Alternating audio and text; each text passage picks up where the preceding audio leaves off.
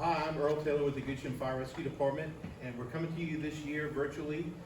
We're doing our school fire safety lessons this year online. Things look a little bit different than they have traditionally in the past.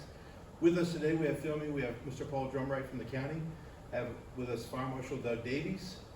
We have firefighter CJ Johnson, firefighter Corey Bowles, and firefighter Colby Scarberry will be assisting us today. We're here in the kitchen at the firehouse, and we're going to see how safe our kitchen is. We have firefighter Johnson over here cooking, getting the meal ready for the day. So we're going to just take a look at the way he's handling things. The NFPA this year has dedicated their slogan as kitchen fire safety. So since most of the fires that occur in the home occur in the kitchen and are related to unattended cooking, we're going to discuss some of the safety features to keep you safe in your kitchen. Firefighter Johnson, I see you're cooking dinner. Yes, sir. I have to ask you though, the pot on the stove, should that be positioned that way? I don't think so. Maybe we should move it. See these handles? Yes, sir. If the handle is pointing off to the edge of the stove, I could bump into that, knock it off the stove, and somebody could get burned. So we need to make sure our handles are rotated so they're not pointing where anybody can run into them. It's a very good point. Thank you. Now, if that pot was to catch on fire, how would we take care of that? How would we put that fire out? Well, I'm going to slide the lid on like so. That way it doesn't cause any flame or anything like that to come splashing back at me. Right. So we should always have a top handy when we're cooking on the stove, a Yes, top sir. that fits the pot. Yes, sir. So if we do have a problem, we can take care of it. Now, see, you have your dish towel and your oven mitt laying close by for you to get to it easily, but is that a safe way to store those items? No, I don't think so. Maybe we need to lay them on the counter. Yeah, we need to keep them away from the cooking surface, away from the flame on the stove. So let's go ahead and move those out of the way. So now I think we're safe and we're good for you to continue cooking the meal for the day. All right. Thank you very much.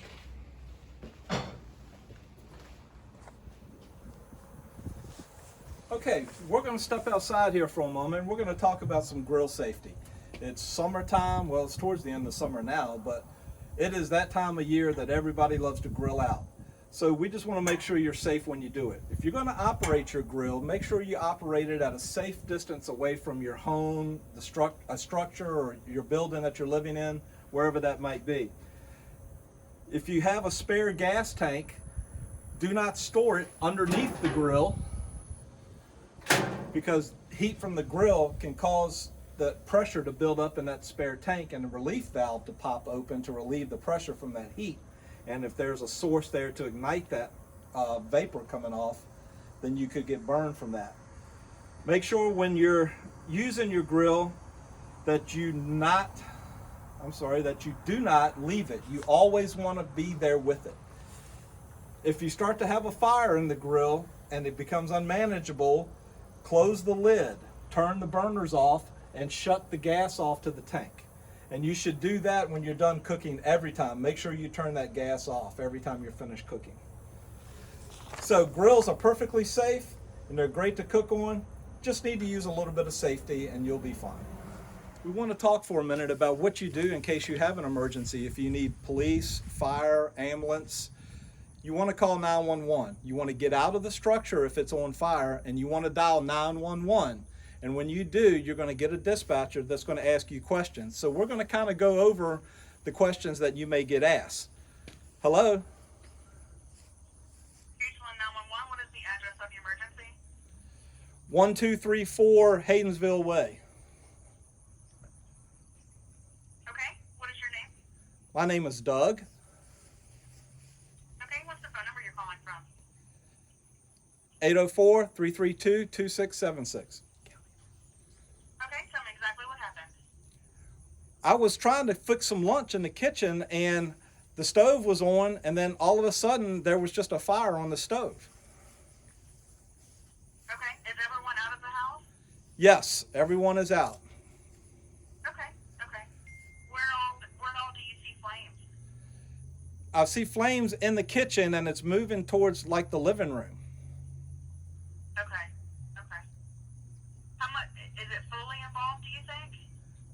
Well, I mean, there's still parts of the house I can see that aren't on fire, but, you know. Okay. Okay. All right. Are there any animals inside or anything? No, I grabbed my dog on the way out. He's with me. Okay. Okay. Is there anyone else there besides you? My parents ran up the street to the grocery store because we needed something else for lunch, but they should be back any minute. Okay. How old are you? I'm 12. Okay. All right. All right. So we've got law enforcement on the way and the fire department. Okay, they'll be here soon, I hope. Yes, they will be there very soon. Call us back if you need anything else, okay? Okay, thank you. Uh-huh. Bye. Just a reminder that when you do call 911, yes, they do ask you a lot of questions, but that doesn't mean they don't have help coming to you. While they're asking you these questions, they're putting that information in the computer and they are dispatching fire, sheriff's office, EMS, whatever you need. They are dispatching them to you immediately. So don't think that there's a delay because they're asking you these questions. It's all done simultaneously and at the same time.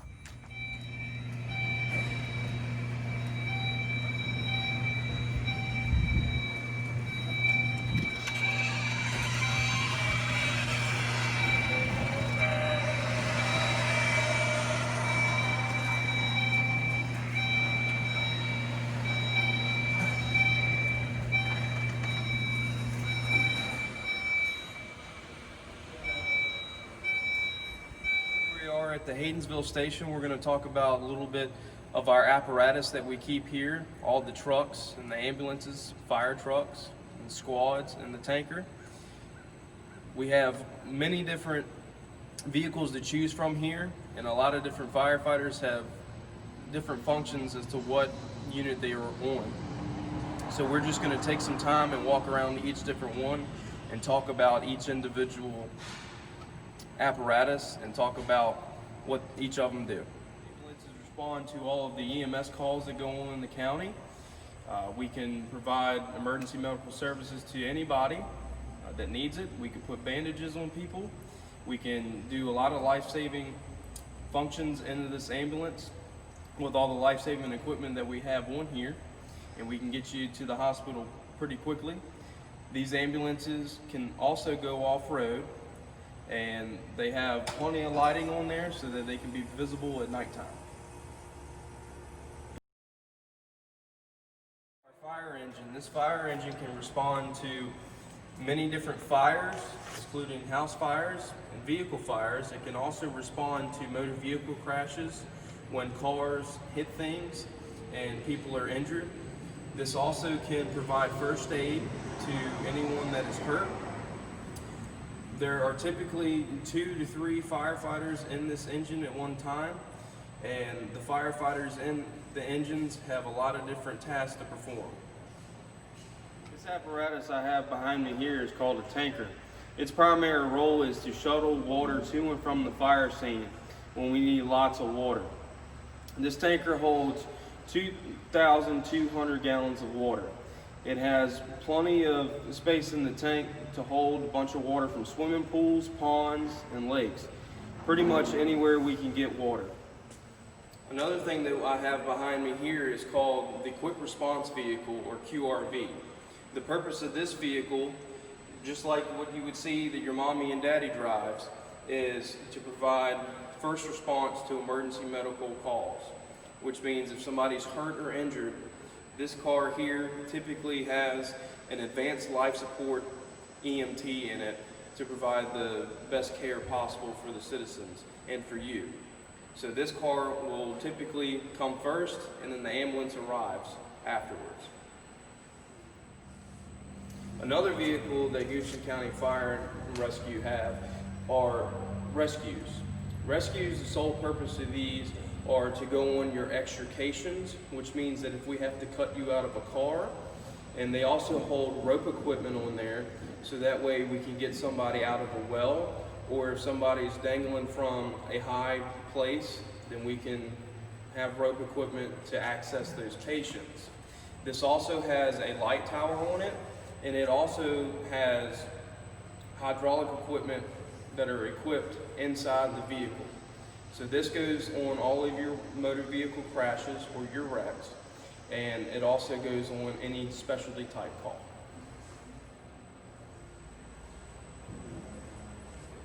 The final vehicle we have to show you is our brush truck. Our brush truck responds to any forest fires. I don't know if you remember seeing on the TV Smokey Bear that only you can prevent forest fires, but this truck right here will go on any forest fire that may occur. It can go off-road. It has a winch on there to pull things out of the mud, and it also has water on it so we can put out brush fires, as well as different amounts of equipment to handle those types of calls. So as you've just seen, we have lots of equipment that help do our jobs. We have fire engines and tankers and ambulances because firefighters have different jobs and special jobs. One of the things we do is we put out fires by spraying water. We love spraying water. It helps us do our job. We can spray water very well. But that's not the only thing that we do. As you just saw with the equipment, we have ambulances. We come to your house if you get hurt, and we'll take you to the hospital. If you crash your car, we can come and cut you out of your car and then take it to the hospital. So it's not just about spraying water and having the glamour and fun of spraying water. There are many jobs that we get to do. And a big part of what we do is EMS, Emergency Medical Services. So we use our ambulances a lot. It's about 70% of what we do. So if you call 911 for your firefighters are your friends, and they're there to help you with as many jobs that they do. As Captain Taylor was telling you earlier, EMS is a big part of what we do. We've got firefighter Sculberry here, and he is hurt his head, and we're going to bandage him up.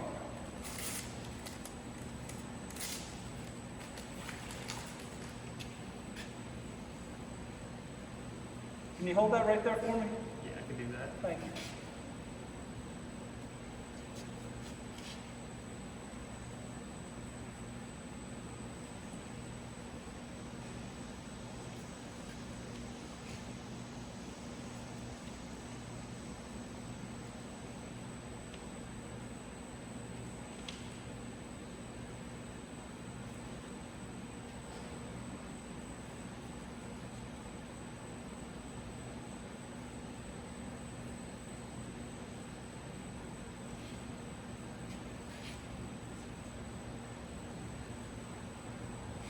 Can you hold that right there for me? Yeah, I can hold that. Thank you.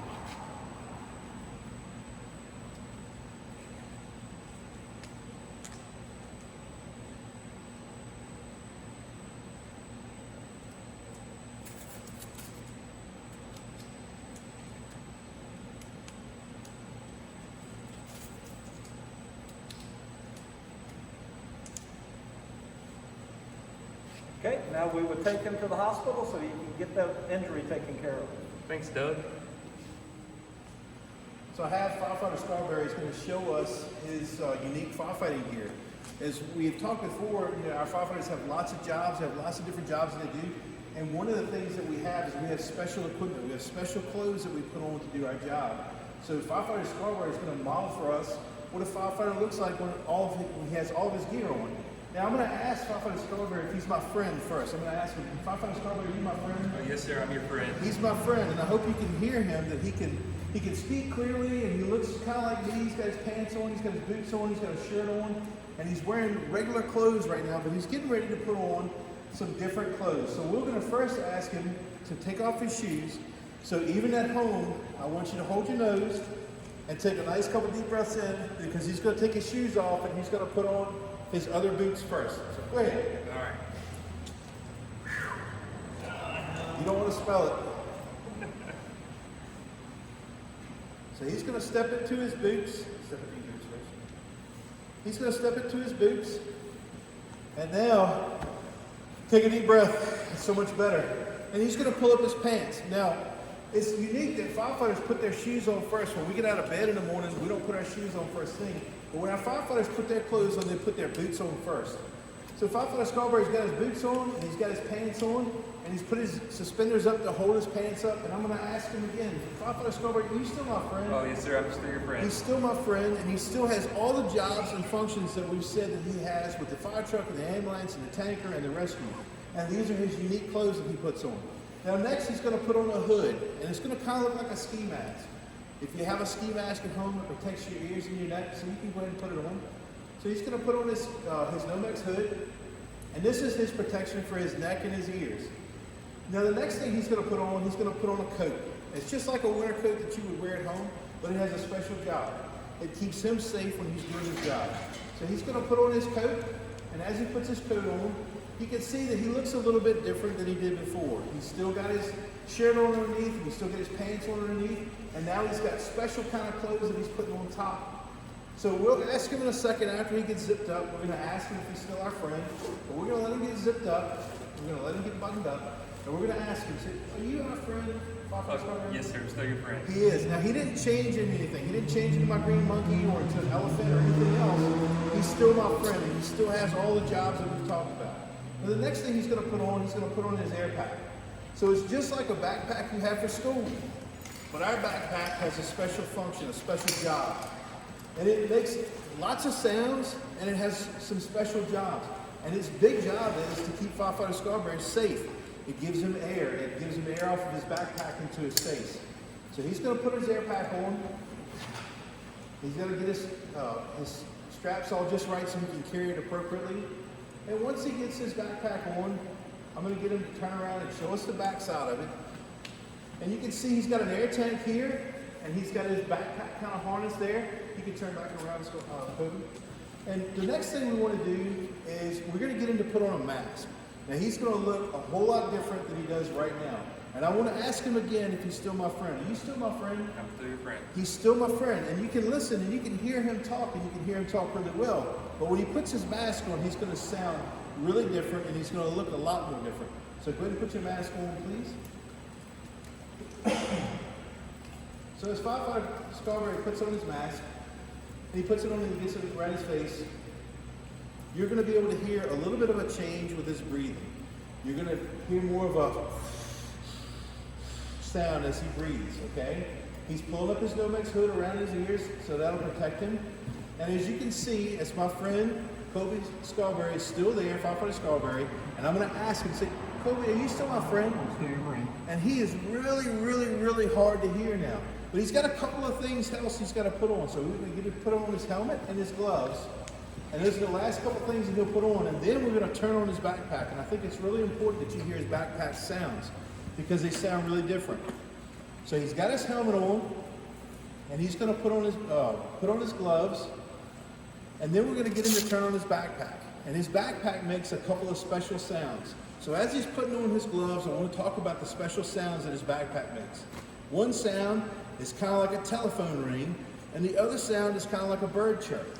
So he's got his gloves on, he's got his helmet on, he's got his face piece on, and now he's going to turn on his backpack. So let's turn it on, and let's listen. You hear that phone ring kind of sound, and now let's listen for a chirp. Let's see if it does it. That's our bird chirp. So it's a really different sound. We're going to get him to put his face piece together. So he's going to go ahead and hook up his regulator. Go ahead. And he's going to sound really different. He looks a little different. He's wearing his special clothes for firefighting. And now he sounds even more different. And I'm going to ask him our question one more time. I'm going to ask him, say, Kobe, are you still my friend? I'm still your friend. And he sounds really different now. He kind of sounds muffled. Even though he has an amplifier in his mask, he still sounds a little bit different. He sounds a lot different than he did before when he was standing here with just his regular clothes on. So it's really important for you to know that my friend, Firefighter Scarborough, is my friend, and he's not ever there to hurt me. So if I see him come to me to give me help, if he's wearing these clothes, I know that he's doing his job and he's there to help me. Now, this stuff is really heavy and it's really uncomfortable, so we're going to get him to come back out of all this really quick and see if he's still the person. I want to make sure he didn't change anything, so you can come on out of it. So he's going to make a few different sounds when he's coming out. He's going to take his gloves off, he's going to take his regulator off, he's going to take his helmet off, and then he'll take his mask off. And we'll ask him again if he's still our friend. I want you to look really close and make sure that he didn't turn into anything else. I want to see if he's still our friend. He looks like the same guy that was in there before, so I would imagine he's the same guy. So he's going to come out of his backpack.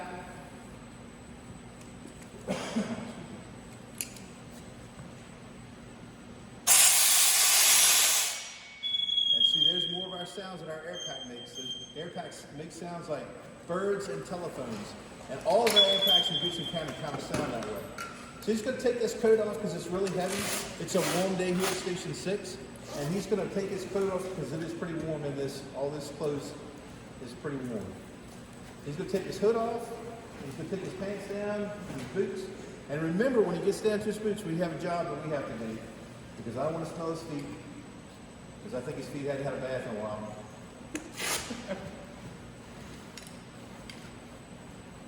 All right, everybody get ready, even at home, because up here it's really bad. At home it's probably bad too.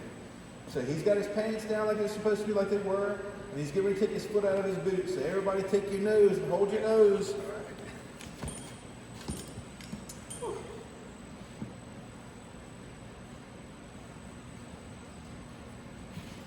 Whew. All right, take a deep breath. And it's really important to know that my friend, Firefighter Scarberry, did not turn into anything else. He didn't turn into a scary monster. He didn't turn into my green monkey. He didn't turn into an elephant or anything else or anything we should be afraid of. And he's still our friend. Are you still my friend? Still your friend. He's still my friend. Same guy, just different clothes to do a different and special, unique job. So I wanted to take a minute and talk about the difference between tools and toys. So we were outside a minute ago and we saw our fire trucks and our apparatus, and those have lots of different tools on them. And I have in my hand, one hand, I have a candle and I have a lighter. And these are what I call tools. And then in my other hand, I have toys. And these are safe to play with. So I can take my toys and I can hand them to any of my friends, and my friends can play with them and they won't get hurt because they're safe and they're something that's made to be played with. Now, my tools are not made to be played with. So it's important to know the difference between something that's used for a job and something that's made to play with. And it's really important, if you're going to use these kind of things, to have your parents involved. Now, we're going to do a science experiment really quick. So I have a candle and a lighter, and we're going to light this candle up and we're going to talk about it. Hopefully. So I have my candle burning, and my candle needs three basic things to burn. It needs air, so everybody even at home take a deep breath. And it also needs heat, okay? It needs heat, and then it needs a material to burn. So it needs basically those three things to burn. Now, the reason we do our job is because we like to figure out things, and we like to figure out how things work. And knowing how things work, I know how I can extinguish this fire by removing one of those things. So let's do a science experiment.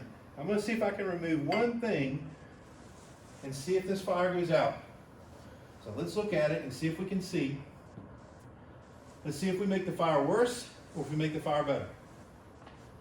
So it looks to me like we've made the fire better and the fire has gone out. And the reason the fire has gone out is because we removed the air from it.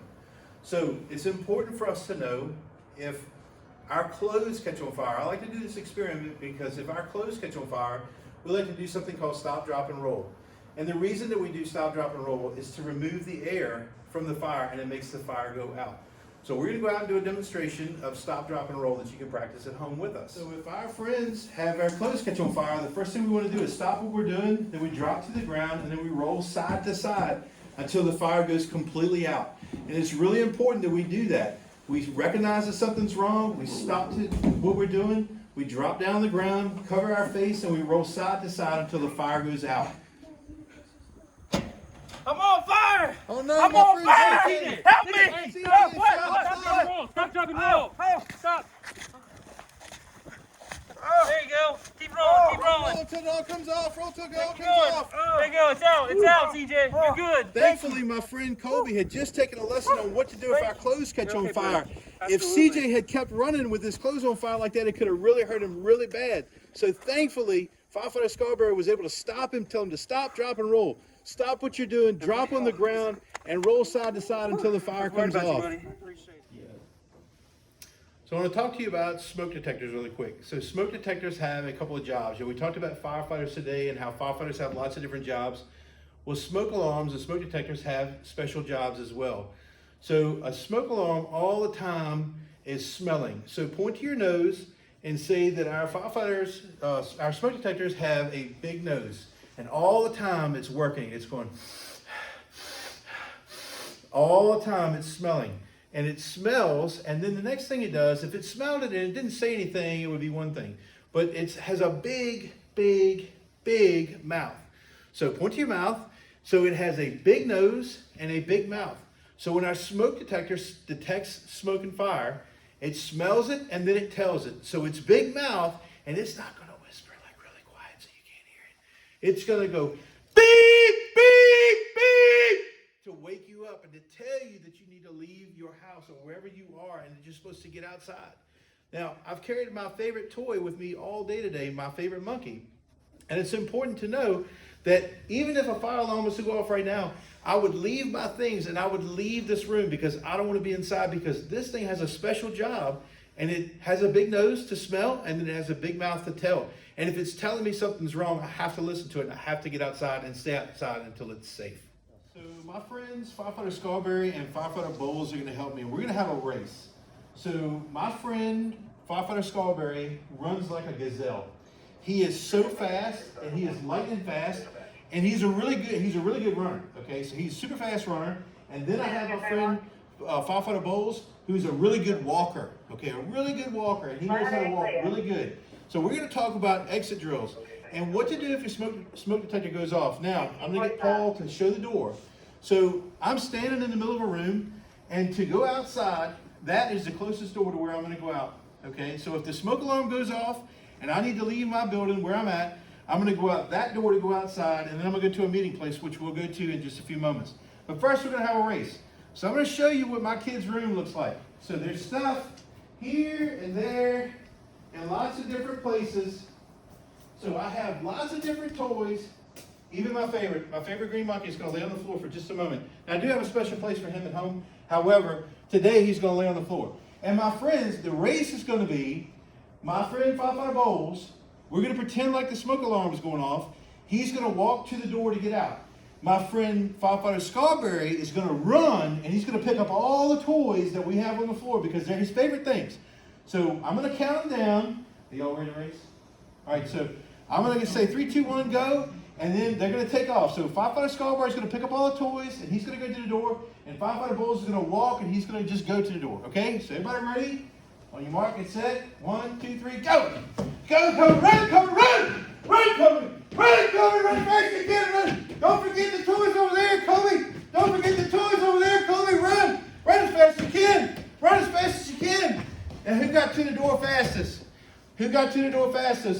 The person who left his stuff behind and went straight outside because the smoke alarm told him to leave the building. He went straight to the door to get outside. The other person ran, tried to collect all his things, and he wasn't able to get out as fast.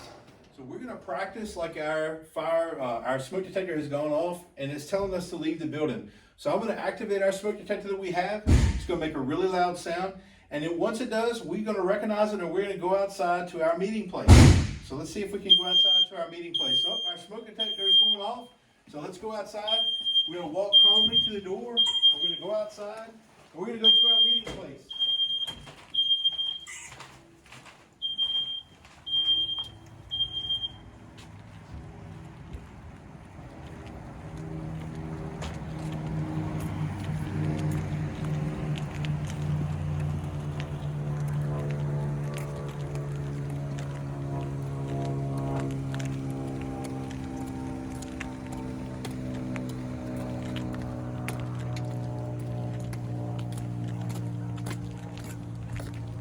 Now it's important to know that at our fire station, our meeting place is the flagpole. So if something happens inside of our building and our smoke detector tells us to get outside, we'll stop what we're doing and we'll walk outside to our flagpole and meet until it's safe to go back inside. And it's really important, if you're at home or if you're at school and the smoke alarm goes off, stop what you're doing and leave the building immediately. Go to your meeting place, and then once you're at your meeting place, establish that it's safe before you can go back inside. And you don't want a child to tell you it's safe to go back inside. It needs to be an adult, an authority, a teacher at school, or a firefighter, or your parents need to tell you it's safe to go back inside. So come to your meeting place, know where it is, talk about it with your family, and establish one if you don't have one. My kids know where our meeting place is at home. You need to do that at every place you go. At school, there's a meeting place. At home, there should be as well. So stay safe and escape the building if you can, okay? So Firefighter Scarberry is going to demonstrate for us the dangers of smoke.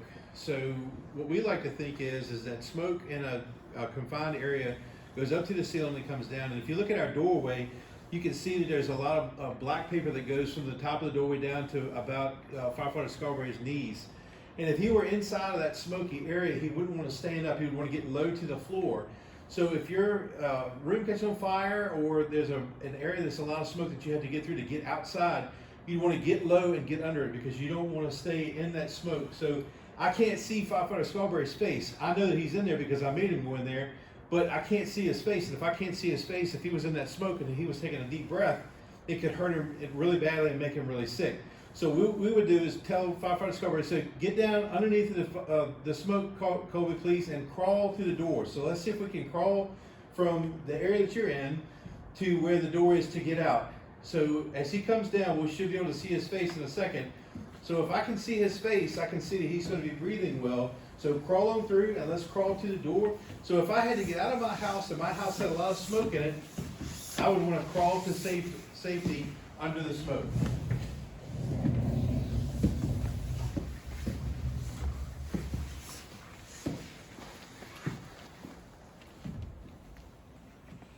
Earlier, Captain Taylor talked to you about if the smoke alarm goes off. I wanted to take a minute to discuss with you, if you're asleep in your bedroom and the smoke alarm goes off, don't get up and run out the door. I want you to get out of bed, go over to your bedroom door. If you see smoke, I want you to get down on the floor, take your bed sheets, a towel, or whatever you can, and stuff it in the crack in the bottom of the door. This will keep the smoke from coming in. You need to take and go to your bedroom window and try to get the attention of the firefighters. When the fire truck arrives on scene, they're going to take what's called a lap around your house. You want to have a flashlight, hang a bed sheet, anything out the window to get the attention. Yell at them, throw something at them, but get their attention so they know where you are so they can come up and get you out. So just remember, when that smoke alarm goes off, get out of bed, get on your floor, go to your bedroom door. Feel the door before you go out. If it's hot, do not open it.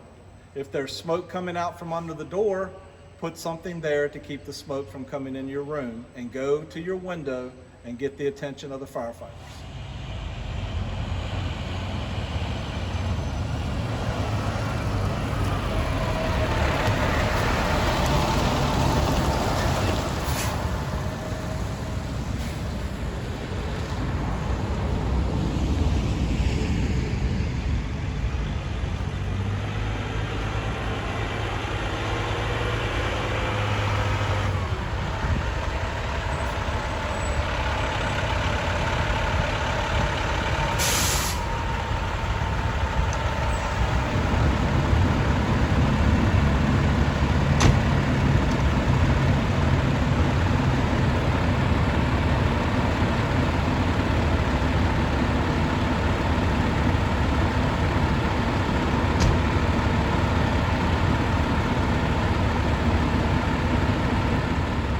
Boys and girls and students from Byrd Elementary and Goochland Elementary and Randolph Elementary Schools. I'm Fire Chief Eddie Ferguson, and I'm joined today by my assistant Sparky the Fire Dog. We want to thank you first of all for watching our fire safety program that we provided this year. Thank you for paying close attention for that, and we have some homework for you. We would like to offer you a chance to be fire chief for a day and ride on the fire engine. All you have to do is participate in our poster contest.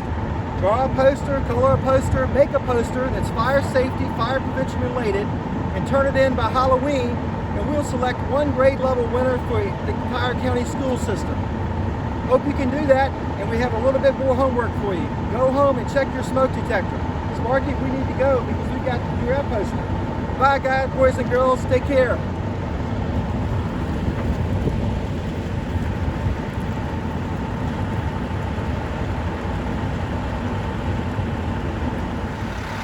Sparky, you got your seatbelt on? Are you ready to go? Okay, we're ready to go. Hey, bye, boys and girls. Woo!